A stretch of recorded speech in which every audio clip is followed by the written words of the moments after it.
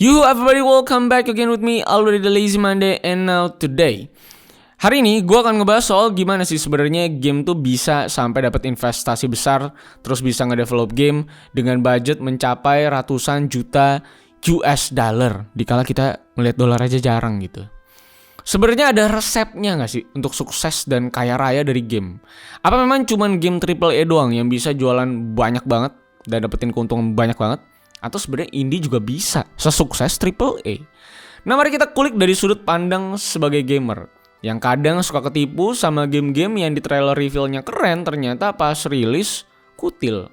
Let's begin the lazy talk, guys.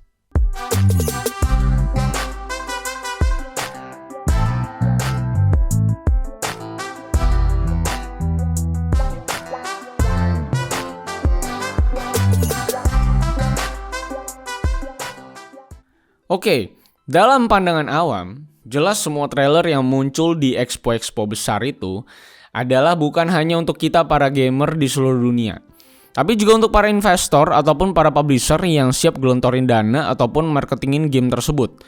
Maka dari itu, sesuai dengan pengalaman gua di E3 ataupun TGS ataupun beberapa event game lainnya, itu hampir semua hotel bintang 5 dan bintang 4 dan bintang-bintang lainnya di sekeliling wilayah expo tersebut tuh biasanya full book semua. Dan semua ballroom dan meeting roomnya itu aktif. Yang memang ternyata dipenuhi oleh meeting-meeting para pembuat game yang sedang menjajakan game mereka kepada para investor yang datang, yang tentunya punya tujuan buat dapetin game bagus, buat mereka investasi, dan tentunya dapat pundi-pundi uang besar gitu ya. Bahkan beberapa developer indie game maupun AA ataupun AAA itu banyak yang datang dari seluruh belahan dunia hanya untuk ketemu beberapa calon investor dan juga publisher hanya untuk meeting 10-15 menit. Indikasinya jelas pasti memang seksi banget duit di industri game ini dong ya. Dimana lo mau terbang jauh-jauh berpuluh-puluh jam terus nyampe meeting 10-15 menit. Deal nggak deal di sono. Pasti gede banget berarti duitnya yang diperjuangkan. Nah, kembali lagi ke urusan trailer dan teaser yang tadi gue mention di awal, yang memang dirilis di expo maupun secara online di berbagai platform. Tentu itu menjadi salah satu ujung tombak dalam pengukuran seberapa menarik game tersebut di mata para gamer, dan tentunya menjadi indikator awal seberapa banyak game ini akan kejual nanti pas rilis. Makanya lu pernah notice gak kalau ternyata ada beberapa game yang trailer sama kenyataannya itu berbanding terbalik, atau paling enggak ya ada downgrade di visual secara signifikan lah. Maka dari itu sekarang jadi ada beberapa publisher game yang selalu dicurigai oleh kebanyakan gamer bahwa trailer yang mereka rilis itu nggak akan sama seperti gameplaynya nanti. Mungkin salah satu studi kasus tipu-tipu trailer adalah Watch Dogs yang mungkin paling kita notice. Dimana di trailer utamanya itu game sih udah kayak game paling revolusioner, kayak konsultannya itu alien gitu ya. Gambarnya tuh udah bagus banget di era itu. Fisiknya nggak main-main, weathernya juga berasa hidup banget. Tapi ternyata pas rilis, wah ngeflop banget secara visual. Nah, kalau lo pikir-pikir, ini kan pasti buat bikin hype-nya tinggi banget, terus langsung dah nilai saham Ubisoft tuh pasti melejit tinggi. Saat semua orang tuh antusias sekali gitu ya sama si Watch Dogs ini. Tapi ternyata tidak kan kenyataannya ya. Nah, sama kayak No Man's Sky yang janjiin beberapa kuadriliun planet unik yang bisa lo eksplorasi, tapi ternyata pas rilis, nihil. Sampai studinya diteror sama para gamer yang merasa ketipu dengan seluruh marketingannya si No Man's Sky. Dan baru benar-benar comeback di beberapa tahun belakangan ini sebagai bentuk tanggung jawab dari No Man's Sky. Dan mungkin yang terbaru adalah Cyberpunk 2077 yang ngasih trailer gokil banget dan ngasih optimisme bahwa game ini akan running dengan baik di last gen. Tapi ternyata pas perilisan hancur banget performance-nya. Dan baru membaik setelah beberapa bulan belakangan ini dan mengalahkan concurrent banyak game besar setelah mereka bertanggung jawab. Mungkin yang kita akan asumsikan atau kita lagi berandai-andai, apakah memang Callisto Protocol juga bakal sama dengan game-game yang tadi gue sebutkan, atau memang bakal sebagus itu. Nah, dari studi kasus di atas, jelas kita tahu bahwa ada campur tangan investor pastinya dan minat investor dalam perilisan teaser dan trailer tersebut yang akhirnya keluar dengan satu keputusan yang terkesan menipu para gamer, tapi di sisi lain naikin value dari game mereka secara sementara. Nah, tapi pertanyaannya adalah sebenarnya apa sih faktor sesungguhnya untuk para investor dalam ngelihat game yang prospektif tuh seperti apa sebenarnya dan dari mananya. Dan jadi sebuah kebingungan juga, apakah memang leak-leak kayak yang terjadi sama GTA 6 itu sebuah momok mengerikan bagi para investor atau publisher, atau sebenarnya menguntungkan mereka. Nah, ini gue udah minta si Kiki untuk nanya-nanya sama Arnaud Dorian dari Perancis, karakter Assassin's Creed Unity. So I'm Guillaume Jamet. I'm the head of publishing for Plugin Digital. Plugin Digital being a 10 years French company focused on distribution. And we also have two publishing labels. Dear Villagers, which publish Soldiers and The Forgotten City. And we have another label, which is PID Games, which release games like Alba, Slave, and many small indie gems. So the positioning is Dear Villagers will be aiming to have triple I up to double A games, and PID games will rather hit smaller indie gems. When we talk about indie games, they usually have very minimal budget. They're a very small team. They probably don't put that much on marketing. So I think that's one of the questions that I want to ask to you. Like, how much do you think a marketing budget importance in actually making a game successful? And how usually like publisher or like jumping on that bandwagon of like indie developers that want to market their games? Obviously, we need money for marketing. Obviously, you need to spend money in the advertisement. But when you are dealing with indie games, you have to have in mind that the studio that made the game maybe spend $50,000 to make the game. It would not make any sense to put $1 million of marketing on the table, because if you do that, the game will not be profitable. How much you spend is not the key. The key is how you spend the money, where you will put it, and make sure that the money you spend is clever compared to the game itself. And to be fair, in the end, it's all about the game. If the game is good, the marketing will be easy, because we will, help the game. Let people know the game is great, so that's easy part. If the game is bad, so you actually mentioned earlier that it's very interesting that especially in this year, there's thousands and thousands of games releasing every year, maybe like hundreds every month. So how do you usually like figure out what games that stands out to you, if you get what I mean? Or like, how do you usually find out the game that you think, oh, this game has a prospect to be big or like to be interesting for the market? There is no recipe. So we if there were a special recipe for success in gaming, so I think someone will know it from now. So my job as a publisher also is to make bets. So I will bet on that game that I think, and what makes it stand out for us is what we expect the game to be. Well, we are looking for several things. So we are looking for a visual thing. So there is many ways for a game to be nice or to be different. So I'm not looking for great looking 3D, real world quality visual. That's not what I'm saying.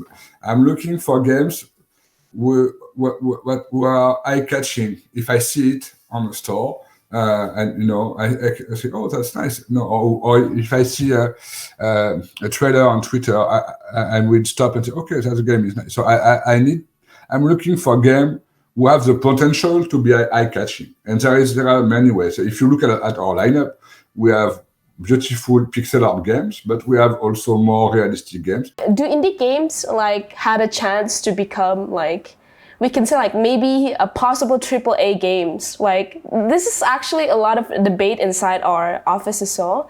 Like, do you think like indie games or like AAA games is only coming from like big developers, big publisher, and coming from like they have very good visuals and stuff like that, and the genre is usually already predetermined? But like, do you think like indie games had a chance to be like as big as like those AAA games? Well, actually, in my perspective, AAA games.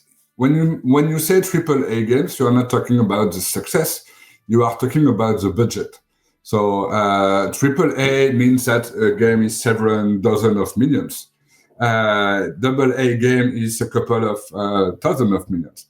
Can indie games have AAA budget? I would say most probably no. Can indie games have the success of AAA game? Yes, some have. You have to remember something. Minecraft was an indie game. So you're talking about, okay, so indie games had a chance to actually be successful.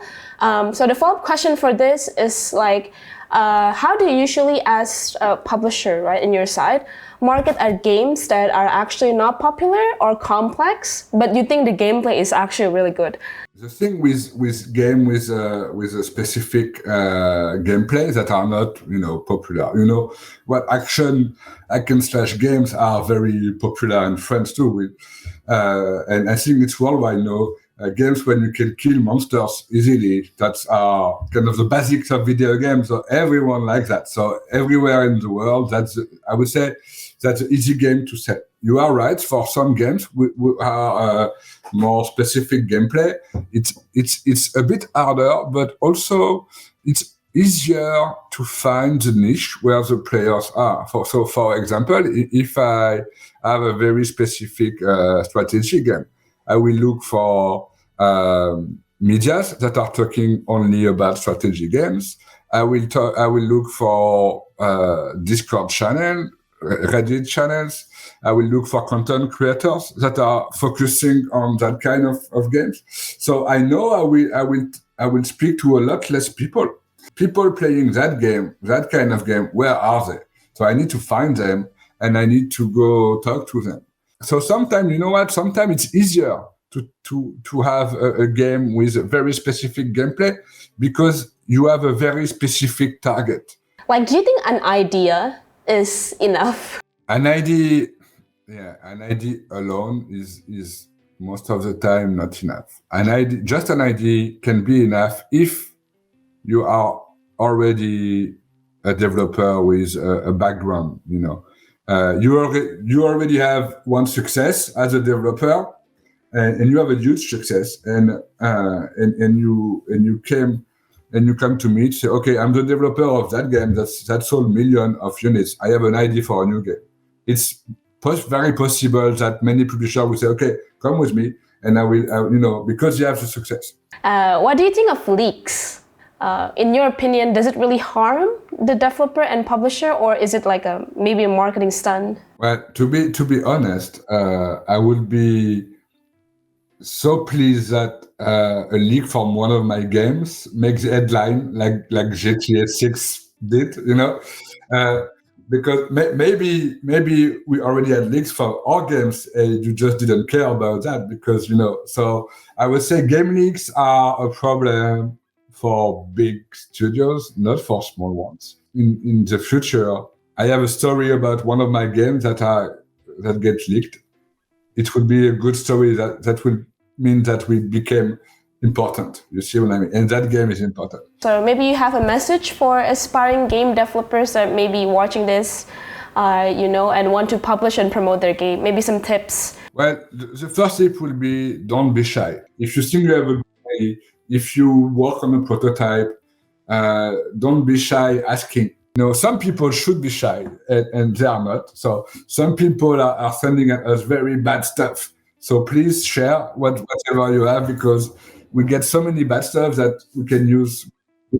And it's okay because that's our job to filter and to choose. As Indonesian studios, don't be shy to knock at Western publisher doors. It's okay. Did the first event with IGDX last year. It was online. I met some studios. And since then I have a careful look at the Indonesian indie scene, and I found very talented people. You have some talents, we have some money, so let's make something together. Make sure you don't sign a publisher just because you need money. Make sure that the publisher you are signing with is a good publisher for you. What's the track record? Because if you see that several studios are unhappy with that publisher, maybe you should not sign with him. It's important to share your job. One of the ways that we find out about games is rather because people write to us, or we are looking on Twitter, or we are going to events. So don't be shy also to go to events, to share material about your game, even very, very early. It's okay. Our job as a publisher is to identify if an early stuff can do a great game. Oke, kalau lu udah nontonin jawaban-jawaban tadi, rasanya kita baru bisa mikir secara clear bahwa rasanya publisher maupun investor memikirkan banyak faktor dan bukan hanya soal sentimen positif di gameplay reveal ataupun trailer reveal dari sebuah game. Genre game juga menentukan arah strategi para publisher maupun investor dalam menggelontorkan dana investasi mereka. Dan tentunya kita juga tahu bahwa sekedar ide bukanlah hal utama dalam pembuatan game, tapi justru portofolio yang bagus lah yang bisa membuat para investor ini pede untuk berinvestasi. Jadi bisa aja tuh ide gamenya tuh biasa aja, tapi karena portofolionya bagus, gamenya jadi bisa tetap sukses di perjalanan dan sang investor atau publisher jadi pede untuk berinvestasi kepada developer tersebut. Dan untuk dapetin duit besar dari industri game, ya tentunya nggak perlu harus pakai nipu-nipu lewat trailer. Tapi justru memang lewat game yang benar-benar bagus, itulah cara terbaik untuk mencapai sentimen ataupun saham yang meledak-ledak. Karena kalaupun trailernya bagus tapi gamenya jelek, ujungnya juga sahamnya drop dan dimaki-maki para investor. Nah, semoga dengan jawaban singkat dan juga tanya jawab singkat dengan premis yang juga sederhana ini, itu bisa ngejawab beberapa rasa penasaran lu soal apa yang dilihat oleh para investor dalam memilih proyek mana yang mau mereka lemparin duit. Dan semoga dengan ini lu juga bisa berpikir bahwa setiap adanya yang namanya downgradean dari sebuah trailer, kadangkala itu hanya untuk marketing semata. Dan ternyata saat diimplementasikan ke teknologi yang sudah ada, ternyata itu tidak optimize. Dan itulah yang akhirnya menyebabkan banyak trailer tipu-tipu. Karena walaupun misal lu bilang The Witcher 3, Bioshock Infinite itu keren banget, tapi pada kalanya mereka juga sempat yang namanya mengalami yang katanya dibilang nipu-nipu visuals lewat trailer mereka. Tapi semoga ini semua bisa mengklirkan sebuah premis sederhana soal apakah trailer tipu-tipu itu menguntungkan investor atau tidak. Sebenarnya sesimpel itu. So, kalau misalkan kalian suka dengan video kali ini, silahkan like, share, dan subscribe. Follow gue di @thelazy.media. Instagram pribadi gue di @rifalsantosa. So, see you on the next Lazy Talk. I'll sign in once again. Bye-bye guys.